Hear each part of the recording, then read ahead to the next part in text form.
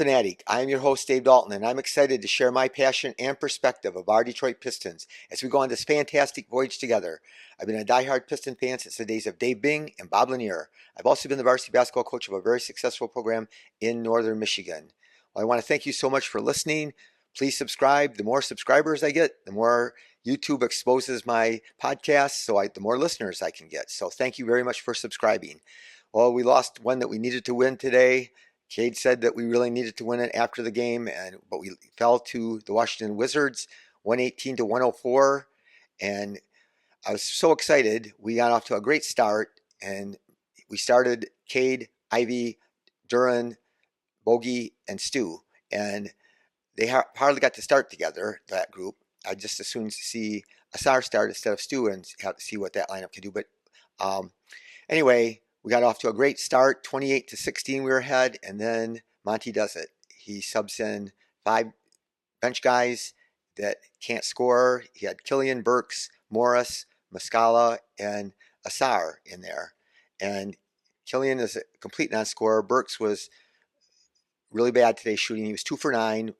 Morris was 0 for 4. Muscala was 0 for 4. And Asar, who only got to play 17 minutes today, was 4 for 6.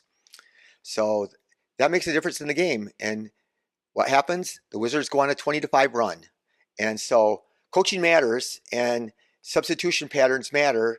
And also the fact that Monty Williams hates Jaden Ivey. And I've talked about this repeatedly. Some of you don't like that I say it, but he looks for every reason. And it might not be pure hatred, but it may be just the way he plays that he bothers him. So Jaden Ivey starts out the game. He's 3 for 3, 2 for 2 on threes, and he plays 11 minutes in the first half. He takes him out with 6 minutes left in the first quarter. Then he puts him in with, I don't know how much time left, 6 or 8 minutes left in the second quarter, but he takes him back out with 3 minutes left in the second quarter. And he's on fire. He can't play better. He had 1 turnover, but he just looks for reasons to take him out. He just looks for reasons to take him out, even whether he's playing good or bad. My contention is he's got talent, more talent than other guys that we play, and we've got to find out. We got to find out what this year, he's one of the most talented guys, so he's got to play through mistakes. Not that you just run him out there if he's just doing terrible, but still, it's ridiculous that he just grinds him. He just Monty, and it happened again at the end of the game. 3 minutes left, and Monty takes him out. And after the game was close. The game was close when it was 107 to 101 or something, and then he takes him out, and then we get killed the rest of the game. But he's just looking for a reason. Yeah, it was 3 minutes and 27 seconds. We were behind 107, 101. Ivey went out. We lost the game 118 to 104, and he got trapped once. He dribbled the ball to the baseline, and nobody came to help. Nobody came to bail him out. Nobody was open, and everybody just stood like 50 feet away from him. But then he's the one that gets benched. And we put in not Kuzma. He's for the other team. Kevin Knox.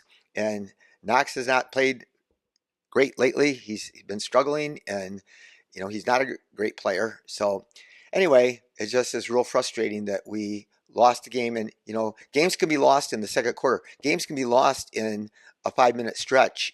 When the other team, when you put in a lineup that is going to get outscored 20-5, and it happens, good lineups can get outscored. But you look at Killian can't score, Burks can score, but he was colder than ice.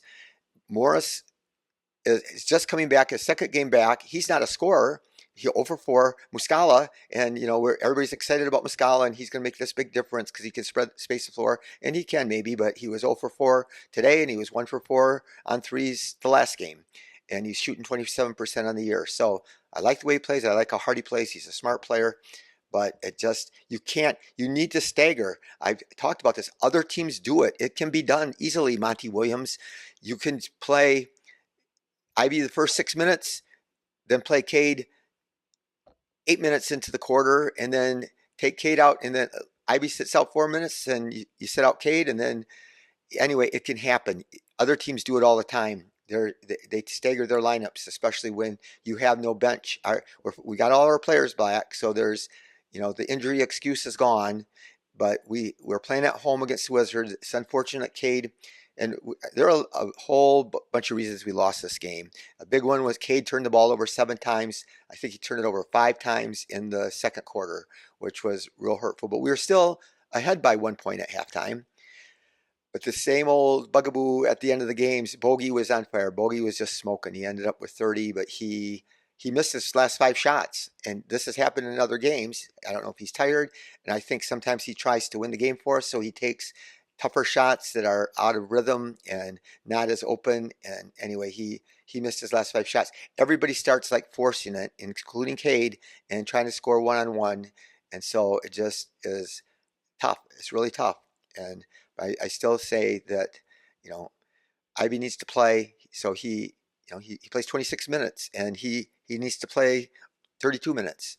And he needs to, even if he struggles sometimes, because we don't have other guys. I know I took a lot of heat. I took a lot of heat in my last podcast. Oh, by the way, I do not mind if you disagree with me. It's no big deal. Everybody has opinions. I'm just one person that's sharing an opinion, and I have a podcast and you don't, which is not, doesn't make me anything. Anybody can do a podcast if they want. So anybody can share their opinion. It doesn't make anybody smarter, but uh, Killian, some people were mad, we won the game. Well, you know what? We did win the game, and I'm thrilled that we won the game.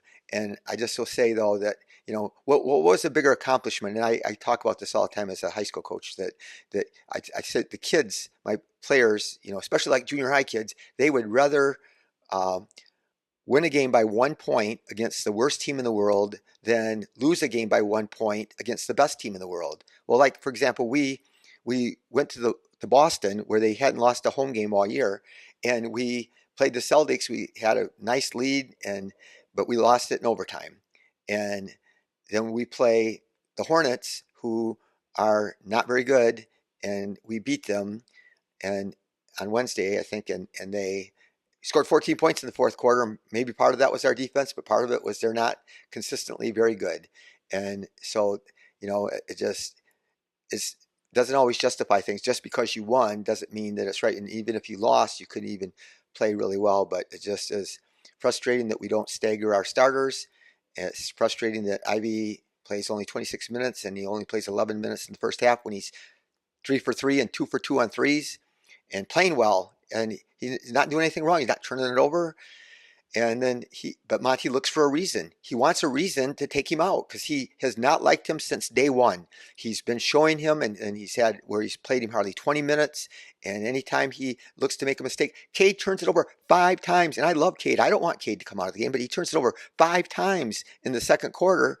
And Cade gets to stay in there, but he jerks Ivey out. And so I just, if he thinks he made a mistake, and he's just like looking for Ivey's mistakes. And he loves Killian, but again, people can say Killian, but this is a scoring league. Teams are scoring. It takes like 120 points typically almost to win a game in the NBA nowadays. So you cannot afford to have guys out there that can't score. So you can't possibly run out a lineup like Monty Williams did today with Killian, Burks, Morris, Muscala, and Asar. And again, Asar was 4 for 6, but those other guys couldn't put the ball in the basket, and they're not scorers. And so you can't even have. So Beef Stew, he is a really good player. He plays good for us, and he plays really hard, tough. Kuzma really worked him over today. And, Stu did a fabulous job guarding Giannis, who is better than Kuzma, but Kuzma kind of had his number a little bit today. But Stu's not a scorer. So Stu played 32 minutes, was 3 for 7, scored 11 points. That's a good game. And he does all these other things he does. He's usually a good defender. He rebounds, and he plays tough. But you can't have a whole bunch of guys out there. You can't. That's what we were doing all year, where when you got to score 120 points, you can't go out there and have Killian and Asar and Duran's hardly takes any shots in a game. He's really efficient and he scores some, but you just can't have all these guys that are non-scorers, and Killian is the biggest non-scorer. So for those of you that haven't heard this, I said this quite a while back, so there might be some new listeners. For Killian's career, he has shot 41% from the floor overall, 28% on threes. He's done this for 4 years. He's done it every year. It's almost exactly the same every year. He has the worst effective field goal percentage of players who have started half their team's games that they've played in. in the last 10 years, that's Killian Hayes. And we've been starting him, and we have to always play him. And and then we have Ivey. Ivey, he's struggled some. He's not consistent. We need to find out. He's 21 years old. Killian's only 22, so I feel bad for him. But Ivey, since Cade was out, he had a stretch where he had averaged 22 points a game, 6 assists, 5 rebounds, 1.2 blocks, and 46% shooting. And you know he's not shot the three well. Today he ended up 2 for 3, I think. But he ended up 2 for 3. He made his first two. But the first 19 games this year, he was shooting 37% on threes and 81% on free throws. And then I know it's making excuses for him, but he has gone to the bench. He gets benched. He has to think every time he goes out there, and then even when he's on fire like today, and then he comes out and he has to go back and sit down. And what goes on in your head? You're a person. You're not a robot, and you can say, well, he needs to be tough. But when it happens game after game from the beginning of the season, Monty's tough love, trying to show him and teach him how to play, it just doesn't work. Another thing, Monty Williams, what really stinks is the Bucks wanted Monty Williams. Or no, I don't know if they would have hired him. They wanted to interview him, but his wife had the double mastectomy, so they weren't interested in. But Monty wanted to take the year off. So I don't know if everybody knows why Monty wanted to take the year off. The Phoenix Suns still owed Monty $21 million over 3 years. So Monty could have spent this year and the next 2 years and not worked and made $21 million. And so that's partway why he didn't want to come back. And then Gores keeps offering him more and more money. And how are you going to say no to $80 million for the next, that you're guaranteed, no matter how bad you do, over the next 6 years? And so, that's, generational money for his family. So his families, his kids, and their kids are all set financially because Monty Williams has that money guaranteed to him. But anyway, like I said, I don't hate Killian, but we're gonna talk about it right now. Everybody can't play. Now all of a sudden now we got Morris and Burks and Killian, and Sasser didn't even play today, and then Ivey only plays 26 minutes, and Cade plays 35 minutes. So there's not minutes for every guard. Somebody's got to sit out. And I knew this was going to be a problem before the season started. I actually felt sorry for Monty at the beginning of the season because I said he can't possibly play all these guys. And, we got to see Bagley. Bagley played good tonight. And I think we got our hopes up for Muscala. I still hope that he's going to, I know Monty's going to play him because Monty likes him. And so I think that he's going to, but he hasn't been a good player. He has no athleticism. He has no lateral movement. And he tries hard and he plays smart, and he shot good the first game and maybe the second game, but now he's been cold and he doesn't get a lot of shots, and he still didn't even play that many minutes. But it's just hard. It's hard. We got killed on the boards. We just got beat up on the boards. And so again, you got that group that came in the end of the first quarter that I talked about that had no scorers. They also have nobody that can play defense except Asar, and they have nobody that can rebound. Muscala's not a big, tough rebounder. He's limited. And then, Burks is not a rebounder. Killian's not a rebounder. So anyway, and it's just tough. Monty Morris is not a rebounder. So it's just natural that we're going to get killed on the board. So Killian, tonight Bogey was red hot, and except again, he ended up 10 for 19 in 36 minutes, but he missed down the stretch, and he's had other games like this, and I'm not criticizing him. He's our best option, and so when Cade recognized it. Cade said there was too much one-on-one, including him, Cade. Cade was playing too much one-on-one. Nobody was trusting each other. Everybody wanted to win the game for the team. Everybody, when they finally got to touch it, they went one-on-one and tried to score instead of trying to play off each other and get each other open shots. But he was 10 for 19, 4 for 10 on threes. He was red hot in the first half, though. He made almost every shot, and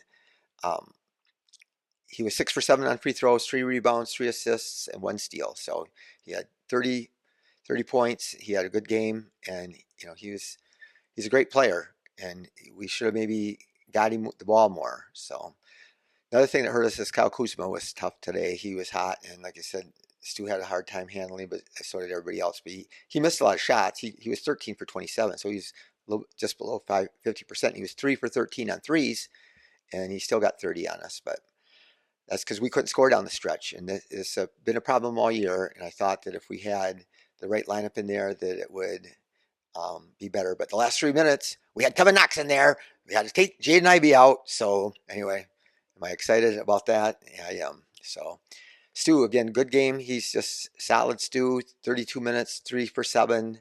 Not great, not bad. 0 for 2 on threes, 5 for 6 on free throws, 7 rebounds, 2 assists, 1 steal, 11 points. So that, again, you can't have too many guys out there that can't score. It was a big deal. The announcers made a big deal of the fact that the Pistons had all 5 starters in double figures, which we don't usually ever have that. So during 36 minutes, he was 5 for 6. So he made 2 really good moves. He made this reverse pivot spin move that was awesome, man. That you just, again, we just are seeing the tip of the iceberg with him. He's just got to play and do different things and figure out what he can do and what he can't do and get better at the things he can't do. But he hardly shoots. He plays out there 36 minutes, so he's really a non-scorer.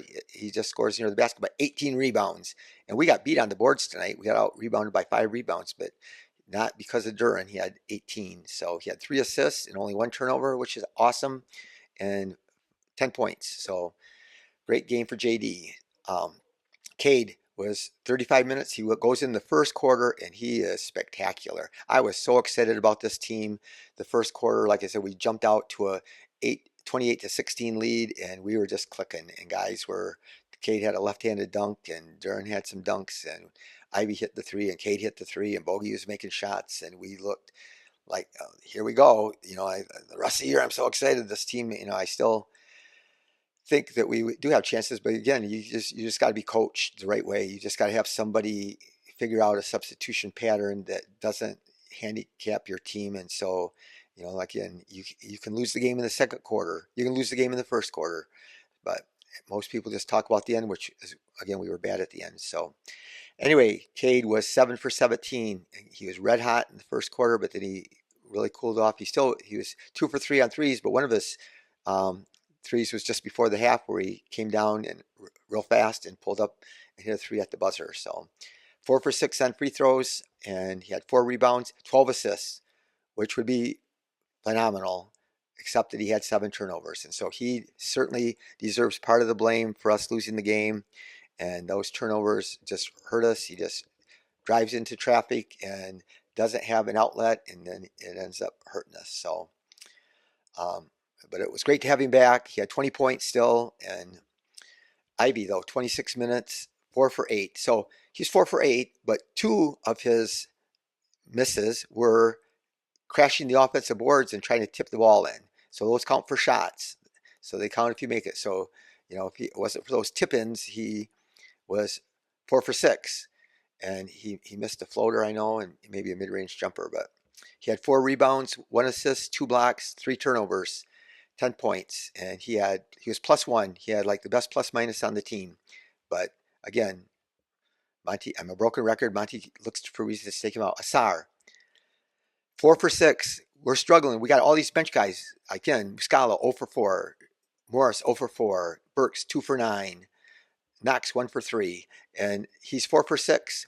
And his value goes so far much more beyond scoring. That is not where he's valuable. But he's 4 for 6 today, and he played 17 minutes.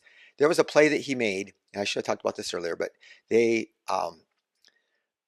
somebody was throwing a bounce pass from quite far away, and it was like hardly any player in the league would have got this. The ball's way down, like he picks it up right off the floor. He has to go a long ways to get there. He gets his hand down by the floor and deflects the bounce pass, pops it up. The ball's going out of bounds, and he jumped out of bounds and flipped the ball to a teammate and got the steal. And I just was telling you this, Ivey and Asar are 2 of the best athletes. They are elite. And if we can have those 2 guys on the court at the same time, it would be magnificent. But I just want to tell you, one of my listeners was critical about So where did you come up with the core four? Is that just something that you made up? But I've heard other people say it. I have been saying it for a long time. I have been saying that that's the number one priority is the core four. And he said, "Who am I? I'm nobody." But I just know that those are the four guys who are the most talented. They were all high picks. They've all shown that they have lots of potential, which potential doesn't mean you're going to be great. But so here's the thing. I say that they're the priority, and injuries have certainly played a big role in this. But the core four have played 60 minutes together this year. 60 minutes out of the whole season. We've played, I'm not counting tonight's game, we played 2,112 minutes. And the core four, out of that time they've been on the court together, is only 60 minutes. That's 2% of all the minutes played is our core four, which is probably our future, or hopefully, or whatever you want to say, and they've played 2% of the game time together. And so, who makes that decision? Monty Williams. Who decides who gets to play together? And they don't fit perfectly together, but if they're out there, and they need to be out there with Bogey, so they played a minute together tonight, but it wasn't with Bogey out there. And so, to have that one shooter out there makes a difference. So, Asar was 0 for 2 on free throws and 2 rebounds, 1 steal, 2 blocks, and 1 turnover, and he had 8 points. Muscala, again, I talked about him, 12 minutes only, but 0 for 4, 0 for 3 on threes. People do try to guard him more. So he does stretch the floor more than even Stewart, who's shooting 38%. But there's a difference. People know Muscala has a reputation for being able to make threes. And Stu, they just lay off him, just like they don't even guard Killian. So he had 1 rebound, 2 fouls, 0 points. Morris, he was fantastic in his 11 minutes the first game. He only played 8 minutes today, but he was 0 for 4, 0 for 2 on threes, 1 for 2 from the line. So that's a struggle. And I mean, he hasn't played again since last March. So he kind of, maybe his adrenaline kicked in the first game that he came back on Wednesday, but he struggled today. And it's hard because, again, you got to decide. You can't just keep on playing. I mean, I wouldn't even play. We play like 11 guys, and it's hard, and especially the guards. Sasser didn't even get to play today. And, are we going to re-sign Killian? And here's another thing, though, that's tough, though. We need to play Monty Morris because we need to decide, and, we don't even know by the end of the year if Monty Morris and Burks, somebody said, well, we're thinking about, Pistons are thinking about re-signing them. They're going to have other people that are interested in them. When we always had like Kojo and Hamadou and even Bagley, nobody else wanted to sign them. So their contract would go up. They would be free to sign with anybody, and nobody would sign them. And then we would re-sign Kojo and Hami and Roddy Magruder and those guys. But these guys are different.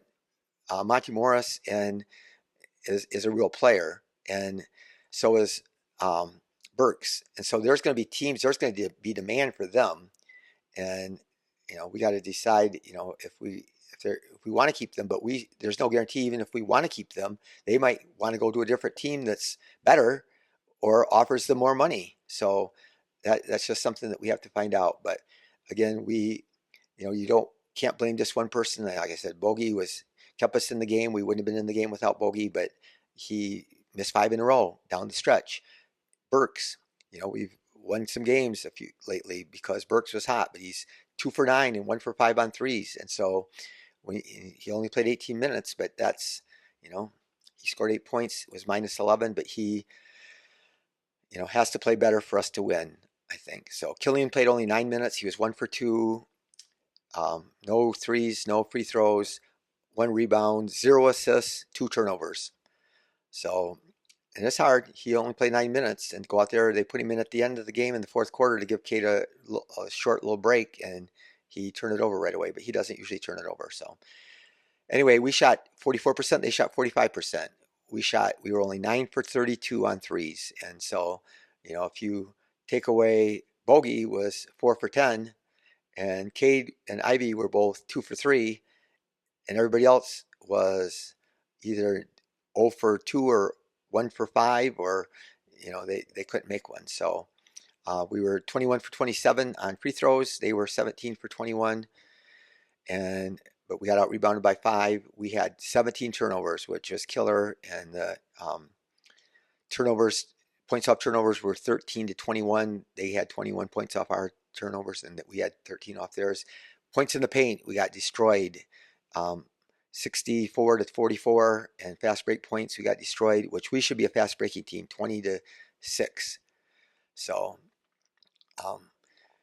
anyway, in other news, NBA news, Rex Kalanium that was with the Pistons last year, he signed on to with Doc Rivers' staff with the Bucks, and so he'll be there. And the NBA the scoring is way up, and so last night Luka had 73, but it's fascinating that in less than a week, Embiid had 70, Luka had 73, Towns had 62, and Booker had 62. That's just in less than a week, and Luka became the 10th player in NBA history to score 70 or more, and 4 of those have been in the last year. So that's why it's a scoring league. That's why it's just really hard to have too many players out there at the same time, as like Killian, that can't score. He tries hard on defense. He's average or just around average, but he passes and hasn't been turning it over at all this year. But when you have a guy that can't score, it just makes it tough. So a little bit about Levine. Levine's injury history. He's still the one. The Pistons are about the only team that's rumored to be interested in Levine. And again, I would never trade Ivey for him in a million years. And except I guess if Monty's going to be the coach and he's going to just never play him, I guess we're better off getting anybody for him except Levine, because Levine is owed a lot of money over the next 4 years, and he's been injured a bunch this year, and it's not even he has a bad knee, and knees are just a scary thing that are always getting re-injured. And Levine's not a great defender. So people have talked about Wiggins and Moody for Burks and Bogey and some other things, but the problem with Wiggins is he's what we need, except he's been bad this year. He's struggled real bad. When he was the number 1 player picked, he's a freak athlete. His mom was an Olympic sprinter. His dad played in the NBA and was an NBA player. So people question his desire, and he didn't come out. He shows usually no emotion, but he fit in really good with the Warriors, helped them win some championships. But last year, his dad got real ill. Mitchell Wiggins was an NBA player, and he missed like a whole bunch of the season. And now, since he's came back this year, he's really struggled. So you just don't know what's going on in his head, if he can get things turned around. Last thing we're going to talk about is Steph Curry was talking about having a 3-point contest. So Sabrina, that plays for the New York Liberty, and she is fabulous. And she has the record for the most points scored in the 3-point contest. And she did it against WNBA, but it's the same length. The ball is a little bit smaller for you guys, but their hands are a lot smaller. But Steph talked about possibly at the NBA All-Star game having a 3-point contest with him going up against her. So anyway, we play right back at it tomorrow against one of the best teams in the NBA, the Oklahoma City Thunder, that's loaded, and they didn't play. They're not playing back to back, and we're going to be coming off a back to back, and they are loaded. So we'll see what happens. But again, please subscribe. Thank you so much for listening. Be the reason that someone feels heard and thought of, and go Pistons.